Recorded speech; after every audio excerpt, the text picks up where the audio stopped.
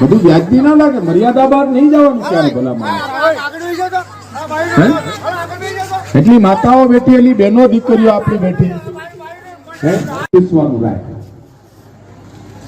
મત દેવા હોય તો આપે, ન દેવાય તો સત્ય કરવું પીરસવાનું રાખવાની જરૂર છે. આગેવાન કરીએ અમારો રાજેશભાઈ. અને રાજેશભાઈ દોરવણી આપે એમાં આપણે નથી આવતા તો પછી અપેક્ષા ન થાય. ભગોભાઈ બાર તો ઠીક છે. તો આ આપણે જોઈ શકીએ છીએ કે મતદારોને આ રીતે ધમકી આપી રહ્યા છે કે તમારે મત આપવો હોય તો આપો અને ન આપો તો કઈ નહીં. પણ હું તો આખું બોલીશ. થોડી વાર 2 દિવસ પહેલા આ જ કહ્યું, એને વિનંતી કરું છું, 2 દિવસ પહેલા જ આહિર સમાજના મિત્રો અહીંયા બેઠા હોય એને વિનંતી કરું છું કે રખેને ફૂલ નહીં ખાઈ જતા. જાહેર મંચ ઉપરથી કહું છું કે કાલે તમે જો રખેને ફૂલ ખાધી, તમે કાલે વિશ્વાસ તોડ્યો, કાલે ભરોસો તોડ્યો, તો તમે પણ તમારા માટે મારા દરવાજા બંધ થઈ જશે. તો મારા દરવાજા બંધ થઈ જશે એવું સ્પષ્ટ ધમકી આપે છે તાલાલા ભાજપના ધારાસભ્ય ભગા બારડે. આ જે કદવાર ગામમાં પણ મતદારોને પાણીનો પ્રશ્ન પૂછ્યો તો ત્યાં એની પહેલા જે વિડીયો જોયો તો ત્યાં પણ ફરિયાદ આપી. આ મહિલાએ જે પ્રશ્ન પૂછ્યો તો બારડ સ્ટેજ છોડીને એની પાસે જાય છે અને એની બોલતી બંધ કરી દે છે. તો મતદારોને પણ આ રીતે ધમકાવાના, બોલવા ન દેવાના પ્રયત્નો પણ બારડે કર્યા. મત માંગવા ગયેલા ધારાસભ્ય બારડે સભામાં પ્રશ્નો પણ ન પૂછવા દીધા. એક બાજુ બીજેપી ભારતીય જનતા પાર્ટી નારી વંદના નામે કાયદો પણ લાવી રહી છે 33% અનામતમાં વિધાનસભા અને એમાં, પરંતુ અહીંયા તો મહિલાઓને વાત કરવા પણ પ્રશ્નો પણ પૂછવા દેવામાં આવતા. ગઈકાલે પણ આજ આહિર સમાજની જે હમણાં વાત કરી તો એવી એમણે વાત કરી હતી.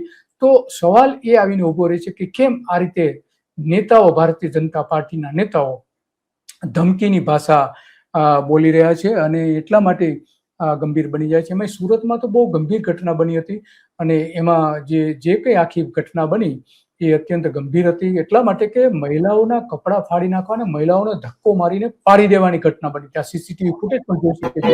સુરતની ઘટના.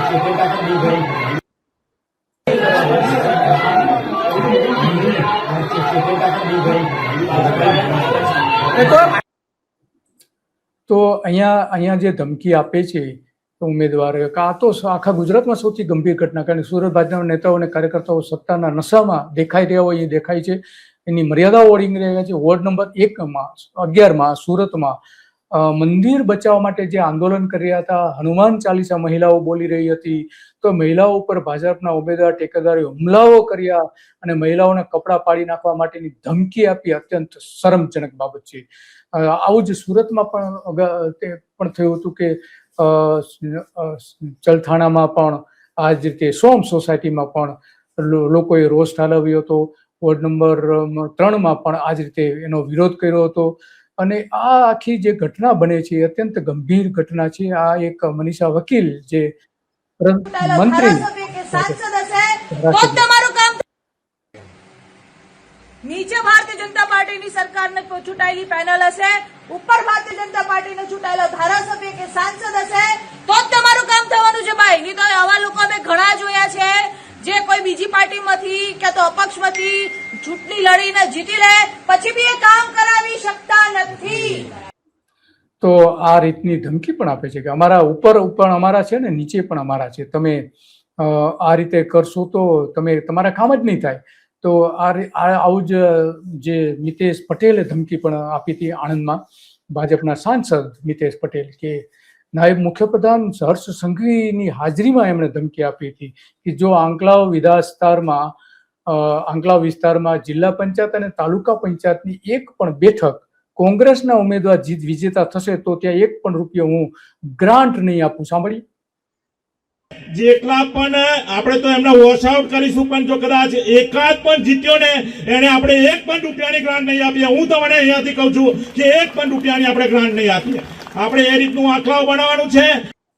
જી 24 કલાકનો આભાર સાથે એ વિડીયો આપણે અહીંયા વાપર્યો છે.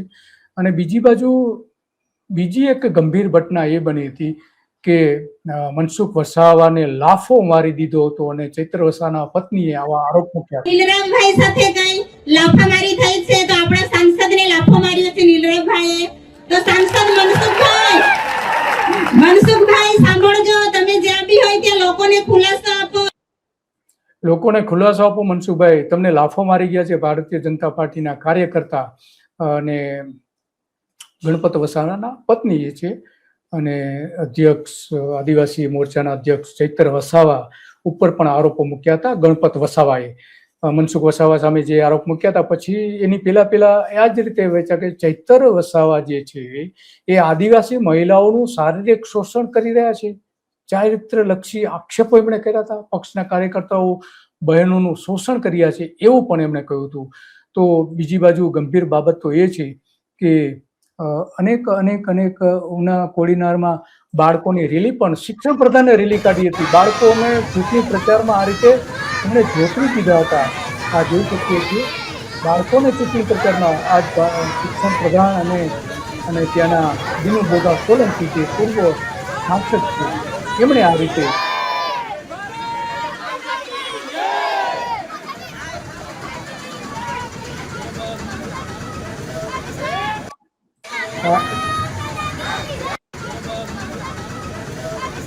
આ દિનુ બોગા સોલંકી જોઈ શકાય છે અહીંયા, એ પણ આ રેલીમાં હાજર હતા.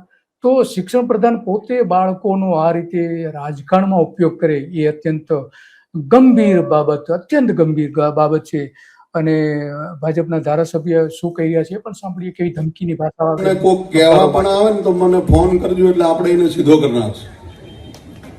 ભૂલથી જો તમને એવું કહેવાય કે મને એક મત આપજો બાકી તમારે જે કરવું એ કરજો, એવો કોઈ પણ ઉમેદવાર તમને ફોન કરે અથવા તો મળીને કે તો આપણે જીતેલો હશે ને તો એને ઘરે જીતેલો હશે તો પણ આપણે એને ઘરે કાઢી મૂકીશું. આવી ધમકી પણ ધારાસભ્ય આપી રહ્યા છે. અત્યંત ગંભીર છે. અને ગોપાલ ઇટાલિયાએ પણ કેટલીક ગાળો બોલી હતી. એમણે પણ આ બધી જ ઘટનાઓને એક બાજુ એ વખોડે છે, બીજી બાજુ એ ગાળનો પણ ઉપયોગ કરી રહ્યા છે જાહેર સભામાં. તો આ પણ એક ગંભીર બાબત છે. સાંભળીએ શું કહે થઈ જાય, ધાક ધમકી થઈ જાય, છરા બતાવવામાં આવે, ગાડીઓમાં લઈ જઈ ઉમેદવારોને ભગાડી જવામાં આવે, એવી ઘટના ગુજરાતમાં નથી બની. તો આ વખતે ગુજરાતમાં 700 કરતા પણ વધુ સીટો ઉપર ભાજપે બિનહરીફ જીતવા માટે થઈ સત્તાનો જે વિકૃત ખેલ ખેલ્યો છે એ લોકશાહી માટે ઘાતક છે. ભાજપ રાજકોટના કોટડા સાંગાણી આસપાસ એક વિસ્તારમાં ભાજપનો જ એક માણસ અને ભાજપના માણસે અપક્ષમાં ફોર્મ ભર્યું તો એનું અપહરણ ભાજપના ઉમેદવારના ભત્રીજાએ કરી લીધું. તો એ ભાજપના ભત્રીજાએ અપહરણ કરી હોવાની પણ વાત કરી રહ્યા છે. અને બીજી બાજુ જે તમારા મકાન પણ અમે વેચી નાખીશું જો તમે અમને પાડી નાખીશું, તમને મત નહીં આપો તો, આવી રીતની ધમકી આપણે જોઈ શકીએ છીએ. આ ભાજપના નેતા સદનમાં બોલી રહ્યા કે જો અહીંયા મને દગો કર્યો તો કોઈનું મકાન પણ નહીં રાખવા દો, એ પણ ગેરંટી આપું.